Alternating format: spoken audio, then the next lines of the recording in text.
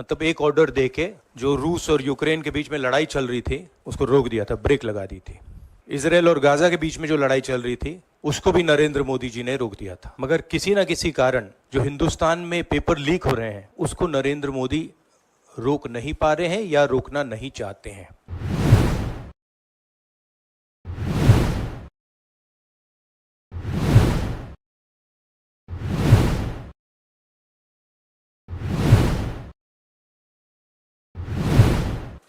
भारत छोड़ो न्याय यात्रा में मणिपुर से हम महाराष्ट्र गए और रास्ते में हजारों युवाओं ने कंप्लेन की थी कि हिंदुस्तान में नॉन स्टॉप पेपर लीक होते हैं। और आज आप सबको मालूम है कि नीट पेपर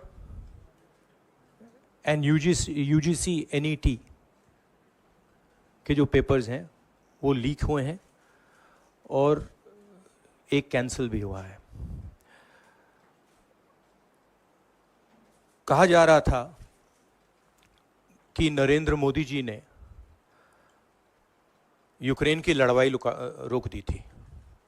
मतलब एक ऑर्डर देके जो रूस और यूक्रेन के बीच में लड़ाई चल रही थी उसको रोक दिया था, ब्रेक लगा दी थी।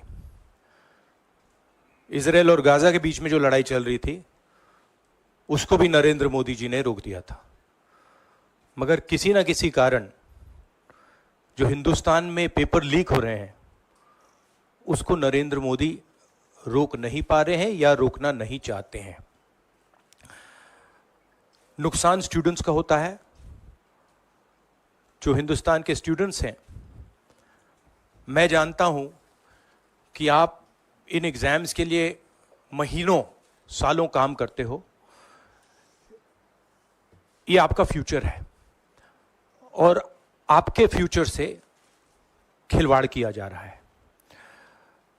मध्य प्रदेश में व्यापम हुआ और अब उस व्यापम को नरेंद्र मोदी जी और उनकी सरकार पूरे देश में फैलाने का काम कर रही है। मैं इंस्टीट्यूशनल कैप्चर की बात करता हूं, मीडिया की बात करी, अलग अलग हिंदुस्तान के जो संस्थाएं हैं उनकी बात की। यही एजुकेशन इंस्टीट्यूशंस में हो रहा है। पेपर लीक का कारण है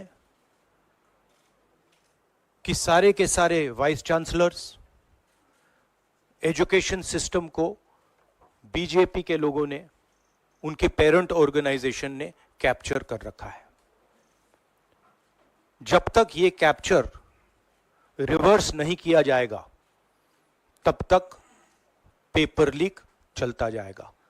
इस कैप्चर को फैसिलिटेट नरेंद्र मोदी जी ने किया है और ये एक एंटी नेशनल एक्टिविटी है क्योंकि ये देश का भविष्य है और इससे हिंदुस्तान के युवाओं को, स्टूडेंट्स को जबरदस्त चोट पड़ती है। इंक्वायरी चल रही है, एक को आपने कैंसिल कर दिया है, अब पता नहीं दूसरे को कैंसिल किया जाएगा या नहीं किया जाएगा, बट कोई ना कोई तो इसके लिए जिम्मेदार है और उनको एकदम पकड़ा जाना चाहिए और उन पे एक्शन लिया जाना चाहिए। आप अंतकाल तक यहाँ अयोध्या जरूर भारतीय जनता पार्टी जो है सीट हार गई और इसके लिए पूरे देशवासियों में दुख है। न सिर्फ अयोध्या की जनता को बल्कि अयोध्या के साथ पूरे भारतवर्ष में अयोध्या से कहीं ज़्यादा अयोध्या के अन्य लोकसभा सीटों, पूरे भारतवर्ष के अन्य लोकसभा सीटों के लोगों को बहुत तकलीफ है, बहुत कष्ट है। और साधु के लिए तो राम से बढ़कर तो कुछ होता ही नहीं है। राम सर्वस्व होते हैं। जनता का जो फैसला होता है वो भी तो सबसे ऊपर होता है। बिल्कुल, डेमोक्रेसी लोकतंत्र में जनता जनार्दन होती है और उसी जनार्दन का जनादेश मानकर यह स्वीकार्य किया जाता है। लेकिन फिर भी जिस अयोध्या के विधानसभा में आप खड़े हैं वहां से भारतीय जनता पार्टी सबसे बड़ी जो है पार्टी बनकर उभरी है और 4000 वोटों से अयोध्या विधानसभा ने उसे जीत दिलाया है। अपितु जो 3 विधानसभा अन्य विधानसभा थे, फिर चाहे वह मिल्कीपुर हो, अन्य और जो विधानसभा थे, वहां कहीं से 6000 कहीं 7000 वोटों से ये लीड नहीं कर पाए, हार गए। लेकिन अयोध्या ने जिताया है और ये प्रभु श्री राम जी की कृपा है।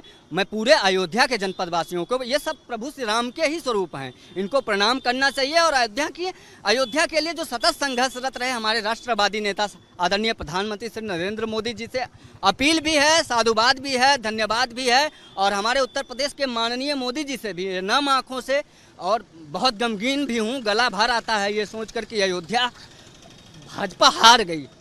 अयोध्या नहीं हारा है भाजपा ने, बल्कि अयोध्या, पूरे भारत में अगर भाजपा हार जाती तो कोई बात नहीं, अयोध्या जीती तो पूरा भारत जय श्री राम कहता। पर आज जो